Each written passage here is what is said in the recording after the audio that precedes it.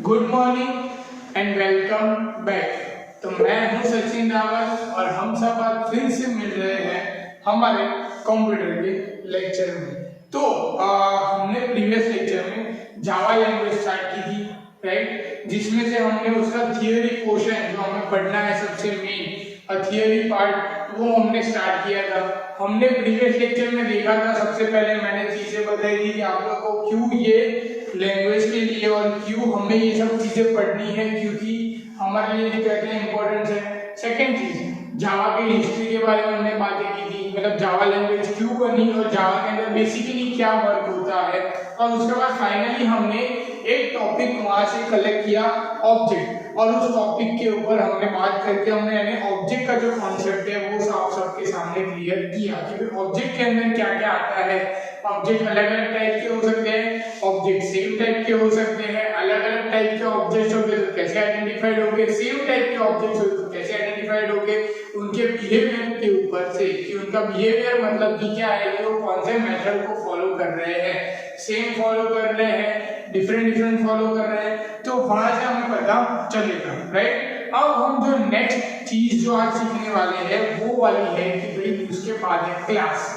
अब क्लास क्या करता है, अब क्लास के नीचे बहुत ही अच्छी तरीके से आपको समझ है, इसके लिए एक डायग्राम भी ड्रॉ किया हुआ है। तो सबसे पहले आप लोग अगर बुक ओपन नहीं किए तो बुक ओपन कर लो। हम लोग पहुंचे पेज नंबर 117, ओके। तो सबसे पहले बुक ओपन कर लो, पेज नंबर 117, ओके। वहां पे हम लोग जो क्लास का पॉइंट है वो सबसे पहले स्टार्ट करते हैं, राइट। अब क्लास का जो एग्जांपल है उसके लिए भी सबसे पहले हम रियल लाइफ एग्जांपल से स्टार्ट करते हैं, जैसे ऑब्जेक्ट के अंदर स्टार्ट किया था कि क्लास क्या होता है। अगर मैं आपको सिंपल लैंग्वेज में कहूँ तो क्लास का मतलब क्या है कि कोई भी यूनिट का ग्रुप, ओके।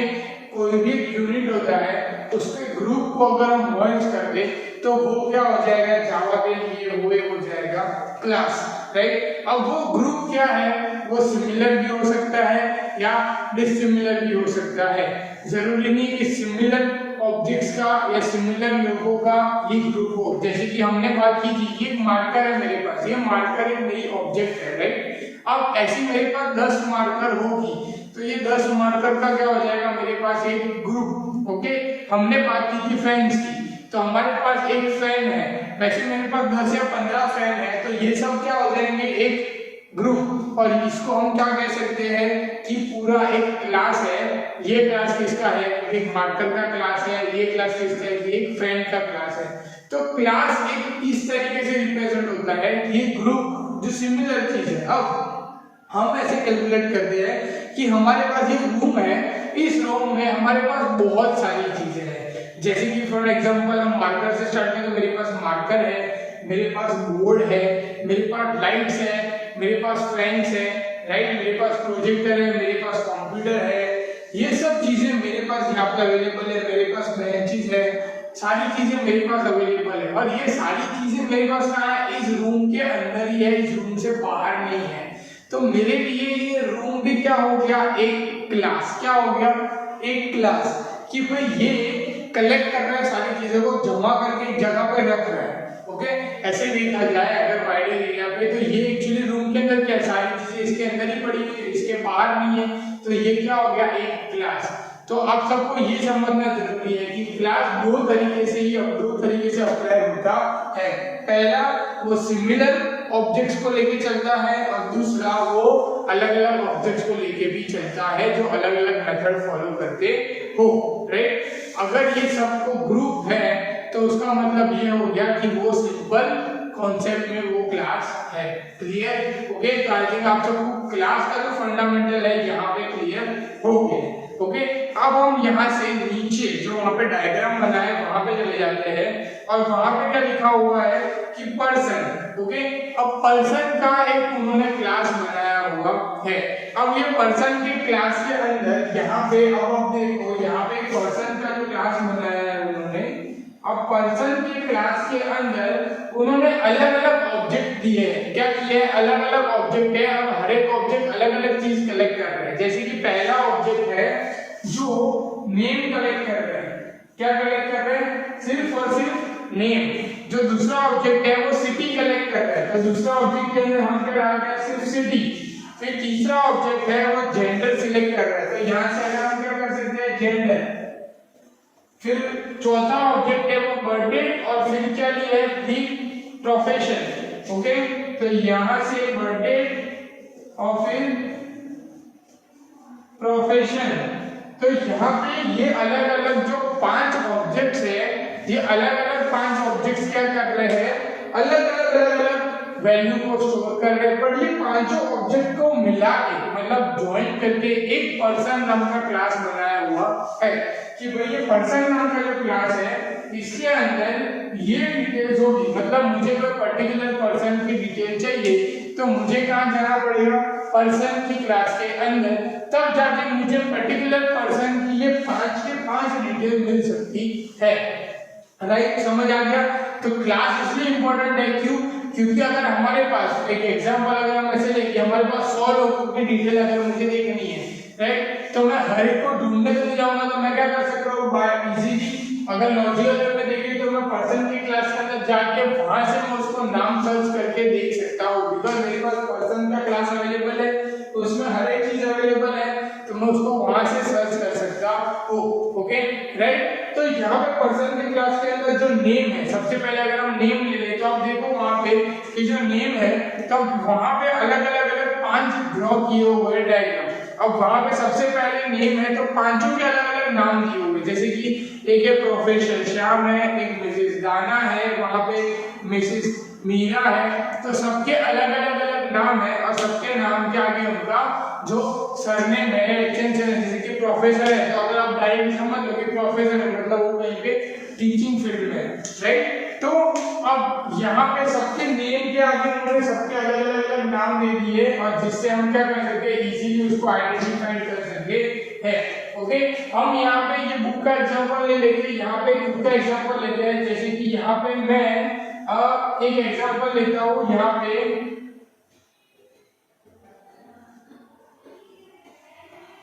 मैं खुद का नाम ले लेता हूँ। ओके, अगर नेम में देखा जाए तो मैंने यहाँ पे खुद का नाम लिख दिया कि चलो यहाँ पे मैंने नेम लिखा हुआ है। अब सिटी के अंदर देखो तो वहां पे भी हर एक के अंदर वहां पे सिटी लिखी हुई है।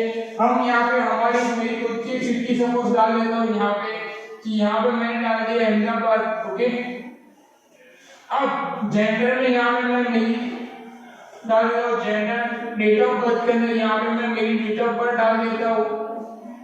ओके, अब यहाँ पे प्रोफेशन के अंदर मैं यहाँ पे एज अ टीचर लिख देता हूँ। ओके, अब ये डेटा से होगा क्या, मतलब ये क्लास से बेनिफिट क्या होगा।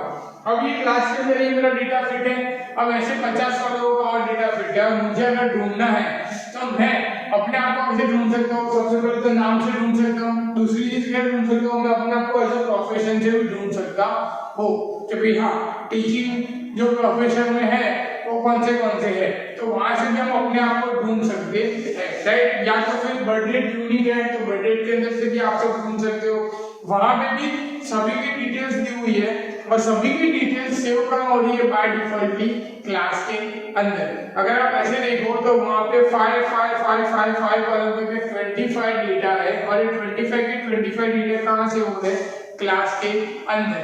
5 ऑब्जेक्ट्स, 25 डेटा और एक क्लास। ओके, ये कॉम्बिनेशन है हमारे क्लास का कि वाइडर जगह है जहां पे हम बहुत सारी चीजें सेव कर सकते हैं। और वहां पे मेन चीज याद रखनी है कि ऑब्जेक्ट्स अलग अलग मेथड के भी होंगे, ऑब्जेक्ट सेम मेथड के भी होंगे, कोई भी बिहेवियर के होंगे, क्लास के अंदर वो स्टोर होने वाले हैं, राइट। तो आई थिंक सो क्लास का जो फंडामेंटल है आप सबको यहाँ पे क्लियर हो गया। उसके बाद पीछे आ जाओ पेज नंबर 118 और 119 के अंदर। अब पेज नंबर 118 और 119 के अंदर क्या है कि उसी चीज को एक्सप्लेन किया हुआ है डिटेल में, अगर आप देखो तो। पर ये वाला जो 2 पेज है, ये दोनों पेज क्या है, as a government rules scheme है। अब इसका कोई प्रैक्टिकल नहीं आने वाला है तो इसके अंदर हम ज्यादा मेहनत नहीं करेंगे और ये आपको पढ़ना भी नहीं है कि इंट्रोडक्शन टू क्लास डायग्राम, कि क्लास का डायग्राम कैसे बनता है। डायग्राम मैं सिर्फ आपको ऊपर से बता देता हूँ। जैसे मैंने वहां पे कहा कि 5 लोगों का डेटा डाला है, तो आप लोग देख सकते हो कि हर एक पर्सन के नाम के साथ उसका क्लास बन जाता है। जैसे कि अगर मैंने यहाँ पे क्लास बनाया पर्सन का, तो पहला पर्सन की वैल्यू डाली तो उसका क्लास क्या हो जाएगा, P1, दूसरे का P2, तीसरे का P3।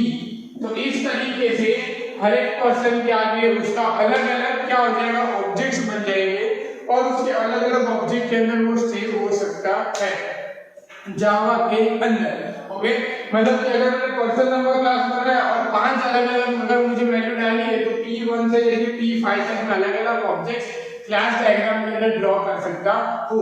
जैसे कि एग्जांपल आप लोगों को बुक के अंदर दिख रहा होगा, पेज नंबर 119 है, वहां पे दिया हुआ P1 पर्सन और P2 पर्सन, और P1 के अंदर वहां पे मिस डॉक्टर मीरा और P2 के अंदर प्रोफेसर श्याम, उन दोनों की डिटेल लिखी हुई है।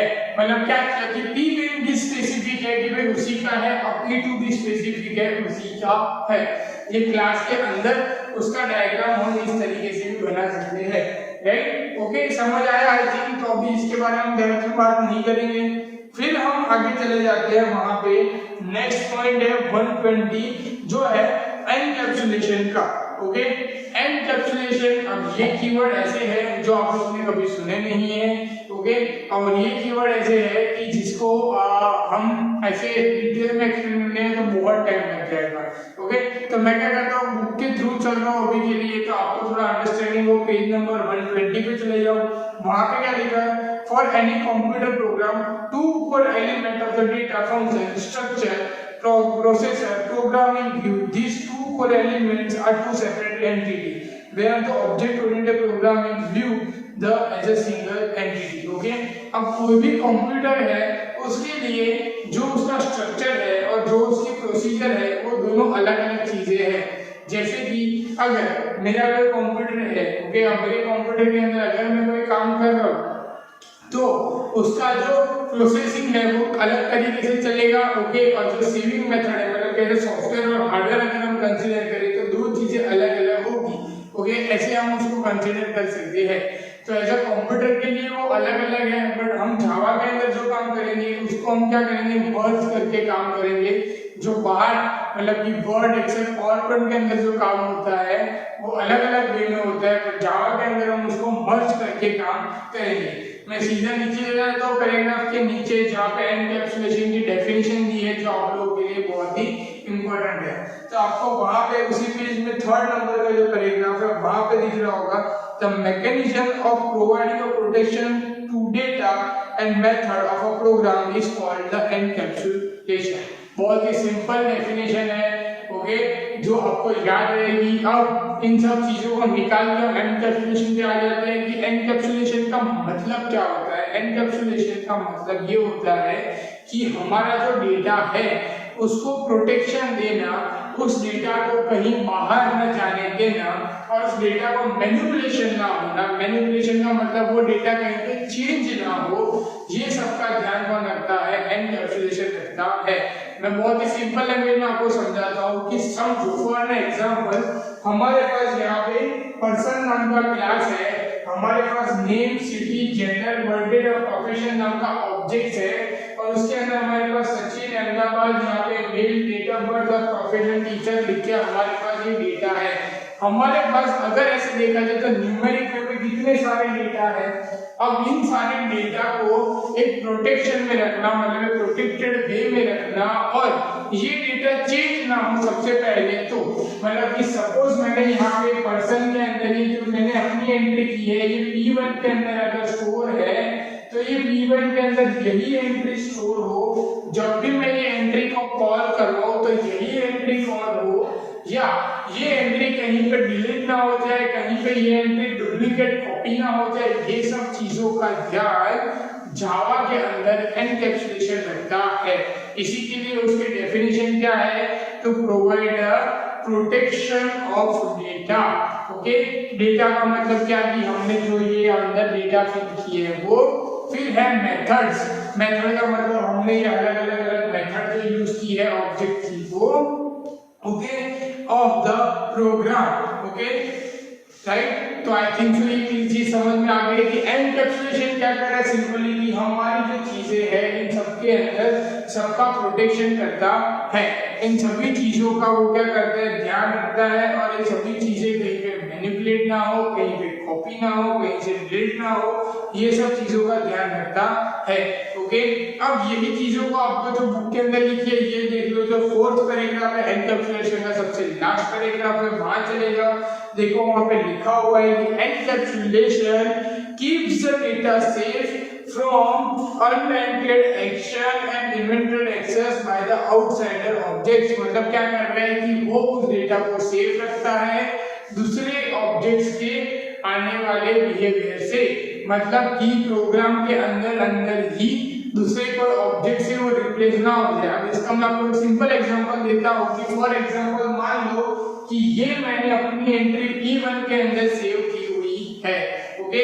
अब चोरी तो नहीं करने वाला है कोई, जैसे कि हम लोग प्रोग्रामिंग, अगर हम प्रोग्रामिंग की बात कर रहे हैं तो डेटा को प्रोटेक्ट कैसे करेगा, उसको संभाल के रखना, मतलब ऐसा नहीं है कि ये डेटा को चुरा के ले जाएगा वहां से, राइट। अगर ये फिजिकल चीज है, ये मार्कर है, तो ये कोई यहाँ से ले जा सकता है, इसको यहाँ से कोई तोड़ सकता है, पर ये सारी चीजें तो क्या है, ये कंप्यूटर के जावा के प्रोग्राम के अंदर ही सेव है, तो यहाँ से कोई चुराने नहीं वाला है। बट उसकी प्रोटेक्शन कैसे होगी कि मान लो कि यहाँ पे मैंने इसको P1 के अंदर स्टोर किया हुआ है, अब इसी क्लास के अंदर मतलब पर्सन के अंदर ही अगर प्रोग्राम में मैं फिर से P1 के अंदर यहाँ पे दूसरी कोई एंट्री, मतलब कि मान लो कि मैंने यहाँ पे लिखा वेदांत नाम में, एड्रेस में यहाँ पे मैंने फिर से लिखा अहमदाबाद, ओके, फिर मैंने यहाँ पे लिखा मेल, उसके बाद यहाँ पे डेट ऑफ बर्थ, तो यहाँ पे मैंने प्रोफेसर लिख दिया।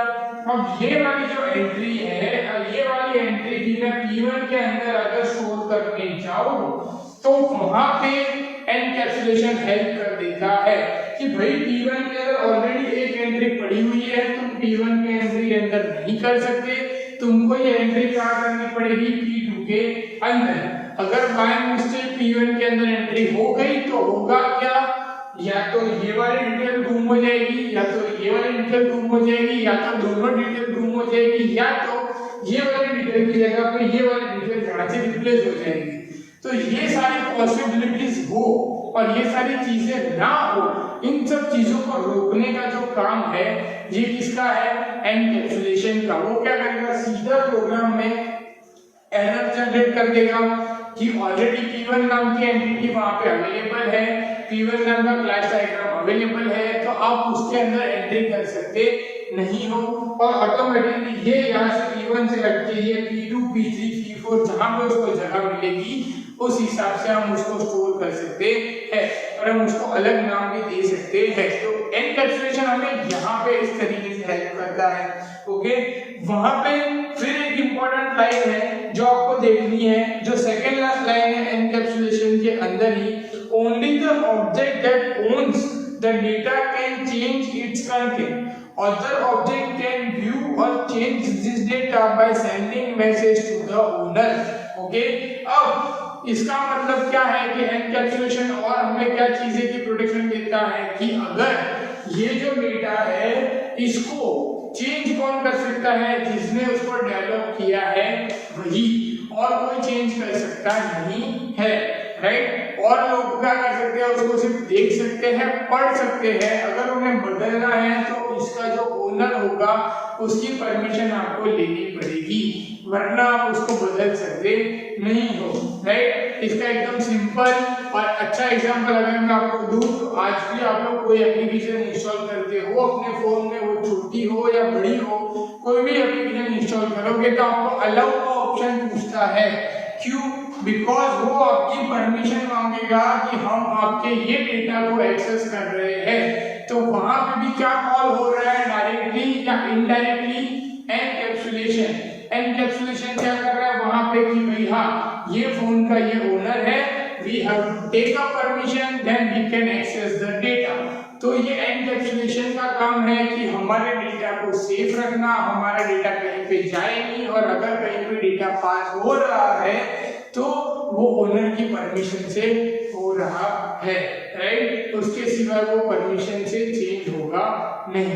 क्लियर। तो आप सबको यहाँ पे एनकैप्सुलेशन का मतलब समझ आ गया होगा। एनकैप्सुलेशन का यूज वाइडर एरिया पे होता है, जैसे कि बड़ी बड़ी वेबसाइट के अंदर अगर हम जावा का यूज करें तो हम एनकैप्सुलेशन का यूज करके हमारे डेटा को हम सेफ रख सकते हैं, वो डेटा कहीं और जाए नहीं। जैसे कि अगर एक एग्जांपल दे दूं मैं आप सबको, तो ऑनलाइन पेमेंट कर रहे हो आप अमेज़न से, फ्लिपकार्ट से कुछ ले रहे हो, तो अगर उस वेबसाइट के अंदर अमेज़न और फ्लिपकार्ट के अंदर अगर जावा का कॉन्सेप्ट यूज करे तो उनको पेमेंट मेथड के अंदर एनकैप्सुलेशन का यूज करना पड़ेगा। क्यों?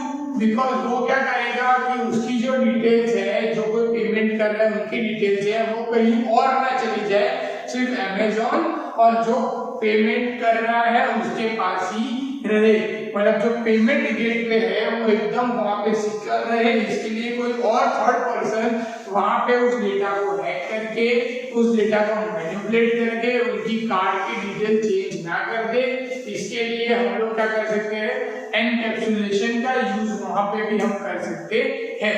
ओके, तो इस तरीके से हम एनकैप्सुलेशन का यूज करके हम लोग सारी चीजें सेव कर सकते हैं। अब जावा के अंदर आपके पास तीन चीजें आपको पता चल गई। पहली चीज जो हमने सीखी वो थी ऑब्जेक्ट, आज हमने जो सीखा वो था क्लास और एनकैप्सुलेशन, और एक चीज बीच में जो स्किप थी वो हमने देखी क्लास डायग्राम की। हर एक क्लास के अंदर हर एक मेंबर को अलग वहां पे हम लोग कॉल करवा सकते हैं। ओके, ये होता है क्लास डायग्राम। तो ये तीनों जो पॉइंट है ये आपको याद रखना है, एनकैप्सुलेशन के डेफिनेशन याद रखनी है और उसका वर्क याद रखना है। उसके ऊपर से जो भी एमसीक्यूज आते हैं वो आपको लर्न कर लेने हैं। ओके, उसके बाद जो उसकी अलग अलग मेथड्स है, जैसे कि डेटा एक्सट्रैक्शन है, मैसेजिंग है, पॉलीमॉर्फिज्म है, ये सारे भी मेथड बहुत इंपॉर्टेंट है, ये सब भी वाइडर है। बट जैसे मैंने एनकैप्सुलेशन समझाया वैसे मैं आपको ये चीजें अच्छे से और सिंपल वे में आगे कंटिन्यू कराऊंगा। ओके, तो यहाँ पे मैं क्या कर रहा हूँ, ये लेक्चर स्टॉप कर रहा हूँ। तो इसके बाद हम जब नेक्स्ट लेक्चर में मिलेंगे तब हम डेटा एक्सट्रैक्शन के ऊपर जाएंगे और वहां से हम डेटा एक्सट्रैक्शन की बात करेंगे। तब तक आप लोग क्या करोगे, जो ये चीज खत्म हो गई इसके एमसीक्यूज लर्न कर लोगे। एमसीक्यूज में कहीं पे भी डाउट आता है तो आप पूछ लोगे। एमसीक्यूज कंटिन्यूअस पढ़ते रहना, वरना आगे जाओगे साथ में पढ़ोगे तो ये सब चीजें आपको डबल रिवाइज हो जाएगी, राइट। और कहीं पे आपको कॉन्सेप्ट समझ नहीं आया तो फिर वहां पे प्रॉब्लम हो जाएगी। ओके, साथ साथ में बाकी की सब्जेक्ट पढ़ते रहो, घर पे रहो और अपना ध्यान रखो। Good bye.